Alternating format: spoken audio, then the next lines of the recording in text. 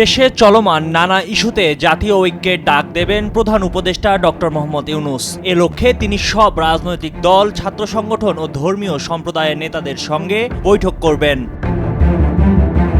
৩ December রাজধানীর foreign service একাডেমিতে এক সংবাদ সম্মেলনে প্রধান উপদেষ্টার প্রেস সচিব শফিকুল আলম এ তথ্য জানান।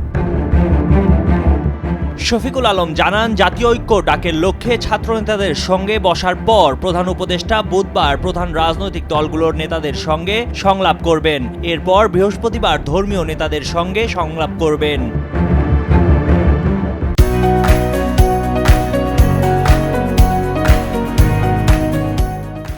সাংবাদিকদের প্রশ্নের জবাবে প্রেস সচিব বলেন, ইদানিং কিছু ঘটনা নিয়ে অপতথ্য ছড়ানোর প্রয়াস দেখা যাচ্ছে। অনেকাংশে দেখা যায় ভারতের গণমাধ্যম খুব আক্রমণাত্মকভাবে এই কাজগুলো করছে। এটার জন্য জাতীয়ভাবে ঐক্য তৈরির কথা বলতে হবে বলে উল্লেখ করেন তিনি।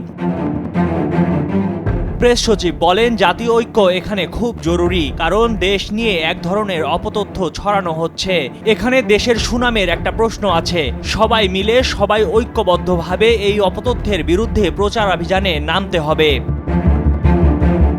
তিনি আরও বলেন, ভয়াবহ তথ্য সন্ত্রাসের বিরুদ্ধে গণমাধ্যমকে দাঁড়াতে হবে, যার জন্য জাতীয় ঐক্য গঠন করতে হবে। সে সঙ্গে ঐক্য ধরে রেখে অপপ্রচারের বিরুদ্ধে সোচ্চার হতে হবে।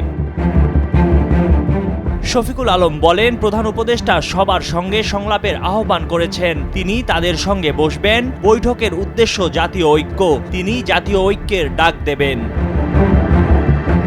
ময়ূখ ইসলাম, কালের কণ্ঠ।